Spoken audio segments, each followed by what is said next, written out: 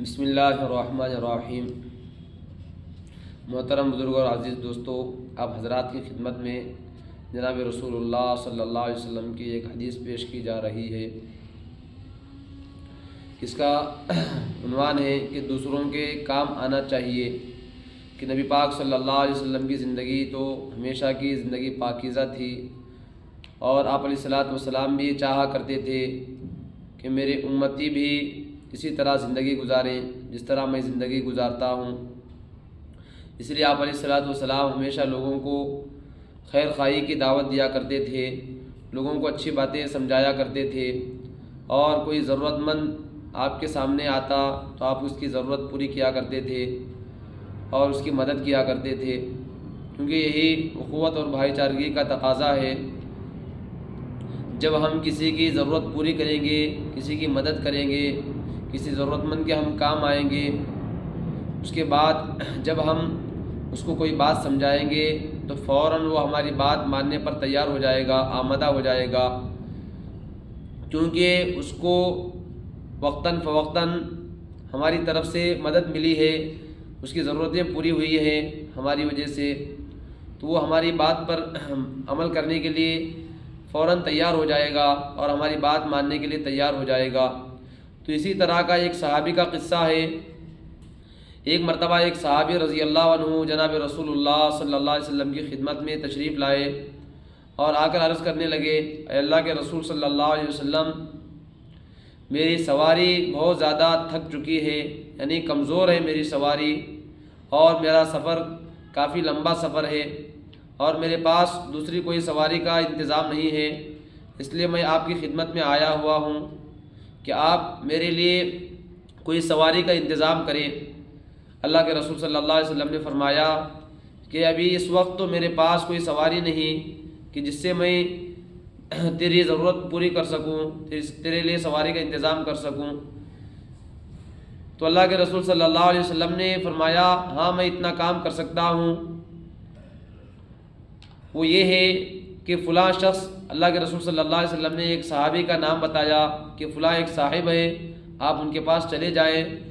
تو ہو سکتا ہے آپ کی ضرورت پوری ہو جائے۔ تو چنانچہ اللہ کے رسول صلی اللہ علیہ وسلم نے اس صحابی کا نام، ان کا مکان اور ان کا پتہ بتایا کہ ان صاحب کے پاس جائے، وہ آپ کی سواری کا انتظام کر دیں گے۔ تو چنانچہ وہ صحابی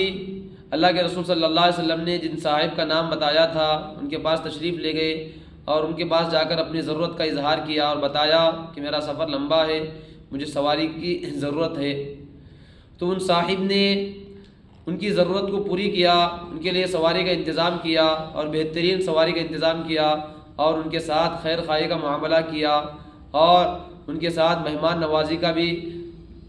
حق ادا کیا۔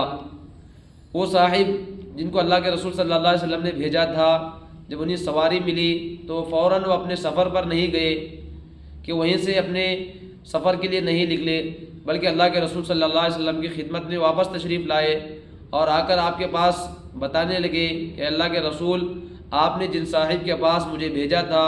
ان صاحب نے میری ضرورت کو پوری کرنے میں کوئی کسر نہ چھوڑی، اور انہوں نے میرے ساتھ اتنا خیر خواہی کا معاملہ کیا، اتنا میرے ساتھ حسن سلوک کیا، اچھا برتاؤ کیا کہ میں ان کا بہت زیادہ ممنون ہوں، شکر گزار ہوں۔ تو اللہ کے رسول صلی اللہ علیہ وسلم نے اس وقت ان صاحب کے سامنے ایک ایسا جملہ ارشاد فرمایا جو ہر مومن کے دل کے اندر مدد کا ایک جذبہ اللہ کے رسول صلی اللہ علیہ وسلم پیدا کرنا چاہتے تھے،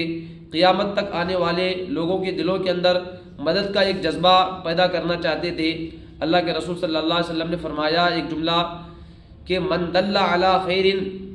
فلہ اجر مثل فاعلہ، کہ جو شخص خیر کی طرف رہنمائی کرے گا، کسی بھلائی کی طرف راستہ دکھلائے گا،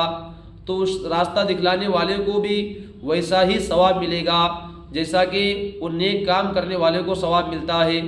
تو اللہ کے رسول صلی اللہ علیہ وسلم نے فرمایا کہ اس وقت میرے پاس سواری تو نہیں تھی، میرے پاس اس کی گنجائش نہیں تھی، اس لیے میں نے فلاں صاحب کا نام بتلایا، ان صاحب نے آپ کی ضرورت کو پوری کیا۔ جس طرح ان صاحب کو ثواب ملے گا ضرورت کو پوری کرنے میں، سواری کے انتظام کرنے میں، مجھے بھی ویسے ہی ثواب ملے گا، کیونکہ میں نے تمہیں ایک خیر کی طرف، ایک نیک کام کی طرف رہنمائی کی ہے، راستہ دکھلایا ہے، تو اللہ کے رسول صلی اللہ علیہ وسلم نے فرمایا جو بھی بندہ کسی بھی کام کے اندر، کسی بھی ضرورت مند کے اندر اگر وہ خود کی طرف سے ضرورت پوری نہیں کر سکتا ہے تو یہ بھی نہ کرے کہ اس کی ضرورت پوری ہونے کے دروازوں کو بند کرنے والا نہ بنے، بلکہ وہ اپنی طرف سے اتنا کرنے والا بن جائے، اتنا کر سکتا ہے کہ اگر خود ضرورت پوری نہیں کر سکتا ہے کسی ضرورت مند کی، تو جو لوگ صاحب خیر ہیں، جو لوگ اللہ نے جن کو صاحب ثروت بنایا ہے، نوازا ہے، جو ضرورت کو پوری کرنے والے ہیں، جن کا علم اس کے پاس ہے، تو ان کی رہنمائی کریں، ان کا ایڈریس بتائیں، ان کی طرف راستہ دکھلائیں، تو اس راستہ دکھلانے والے کو بھی، یہ رہنمائی کرنے والوں کو بھی ایسا ہی ثواب ملے گا جیسا کہ وہ ضرورت کو پوری کرنے والے کو ثواب ملتا ہے۔ تو اللہ تعالیٰ ہمیں بھی لوگوں کے ساتھ خیر خواہی کا معاملہ کرنے والا بنائے، اور اللہ ہمیں بھی موت تک دوسروں کے کام آنے والا بنائے، آمین۔